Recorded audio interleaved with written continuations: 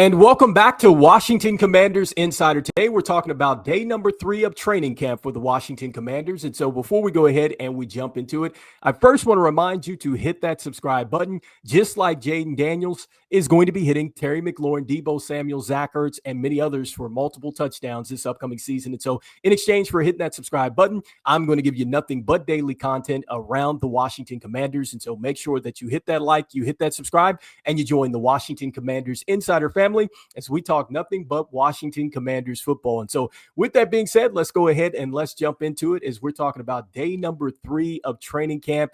And we're going to be talking about a lot of everything. And so I usually like to start with the press conferences, and then we're going to jump into the standouts from today's practice. And so let's start with Coach Dan Quinn. And so this press conference took place before practice. And so I'm just paraphrasing the key things that I thought were interesting out of his press conference. And so the first thing that I got out of Dan Quinn's press conference was just how he wanted to approach practice, along with the details that really goes into mapping out training camp. And so let's start with what he was talking about with practice today. And so he wanted to work on unscripted plays or really small series. And so to give you an example of that, you're going from a 1st and 10 to a 2nd and 5, a 2nd and 5 to a 4th and 1, whatever the case may be. So working on those type of different situations and running unscripted plays there. Next, he wanted to go ahead and re-emphasize going into the end of half, end of game work. So that is something that he said a couple days back as to how the Washington Commanders want to finish out practice. He did also talk about red zone work as well. And then that kind of ties into another point that was talked about later in the press conference. And so something came up where it was mentioned where the Washington Commanders had 6 come from behind victories. And Dan Quinn was talking about like finding margins to win, like these little things, and just putting in the extra work and having a team that is bold but not reckless. And so he talks about, I guess, when they addressed the special teams unit and they were standing at the 35-yard line and saying like, hey, this is out here. And, hey, what do we do if teams, put this in play or whatnot? And this kind of ties into some of the stuff that I've talked about on a couple different videos, really, is that when you have Jaden Daniels, you have this offense and it's humming and everything else like that. You want to try to flip the field as much as possible. So, defensively, you want to try to get your offense a short field. If you're in special teams, you want to try to get your shoulders upfield and get as much yards as possible, because the less amount of yards that your offense has to go, obviously the better off for our team. And then also, too, that puts an opposing defense into a really stressful situation and really puts really puts stress on an opposing team, period, when you're talking about a short field. And so, I think that talking about those little extra margins and things like that, that's going to be the difference.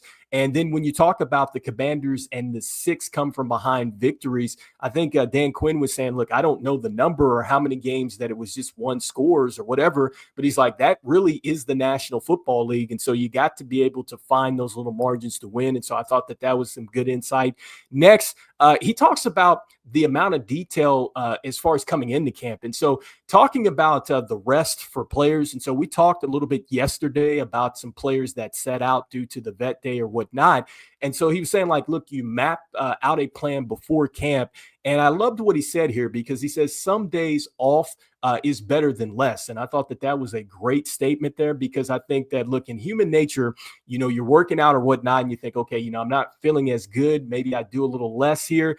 And he was like, look, some days off are better than less, because you never know, that day off could be, what you need to let your body properly recover and you avoid injuries. And so I think that amount of detail is certainly going to be important, especially for a team that went pretty far last season. And that's going to be important, hopefully, for this season as the team goes further. And so next, he talks about maximizing the time on the field. And I think that, look, every time that you hear Dan Quinn talk about practice time or training camp, he is super excited for this, because he doesn't want to skip one step of development. Dan Quinn always says that. And so that goes into maximizing time on the field.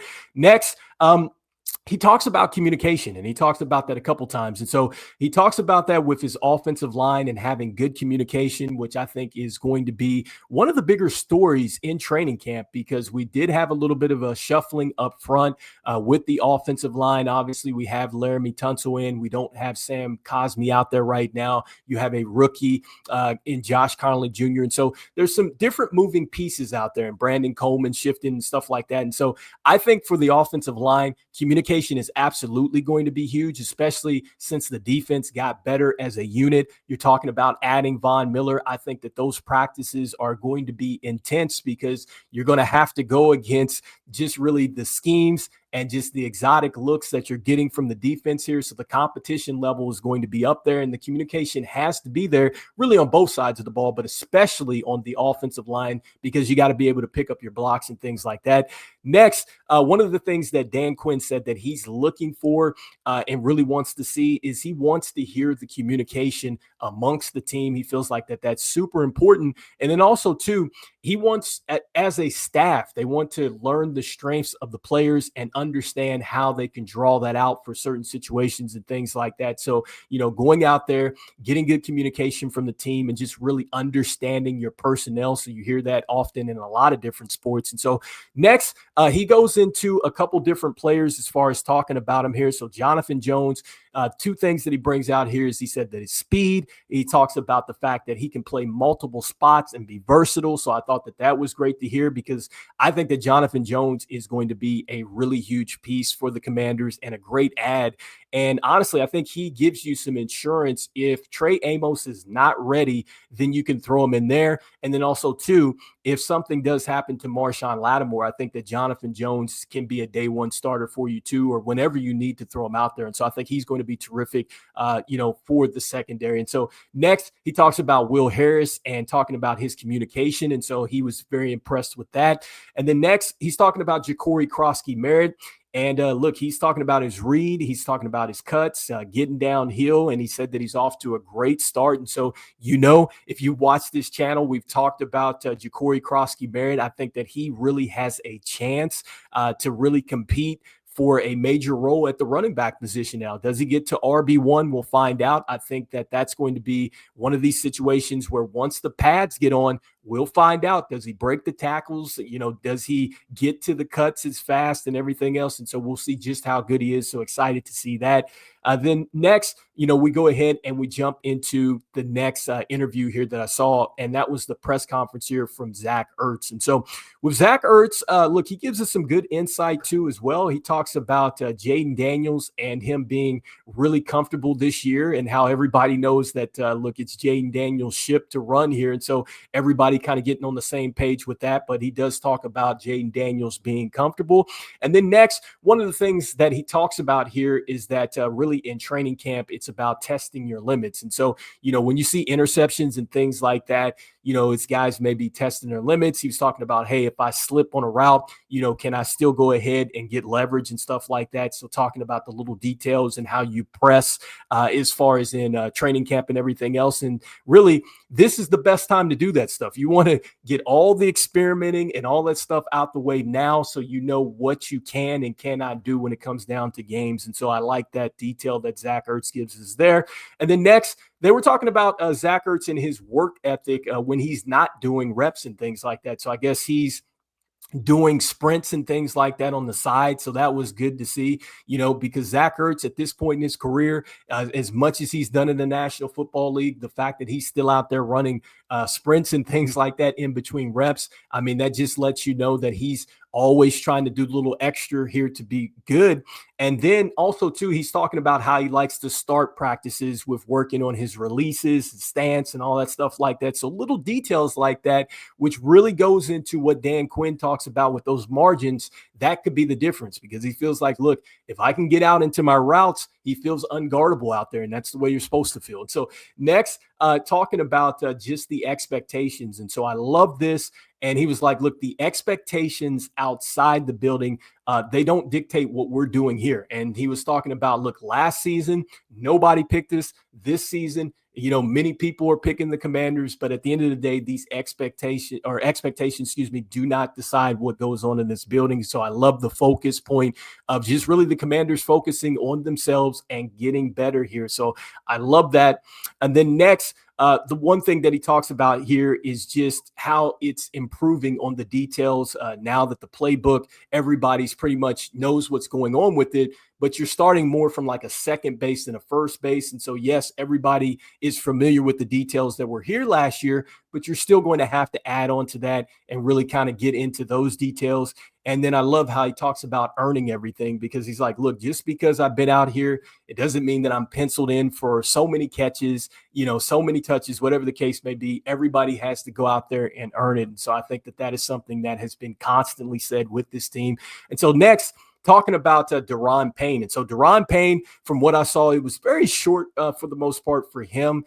But here's what he had to say. And so one of the things he says is like he's trying to build on each day and trying to work to where he needs to be ready for game day. And so I think that really goes into anything that you're preparing for. So I think Daron Payne being very straightforward there.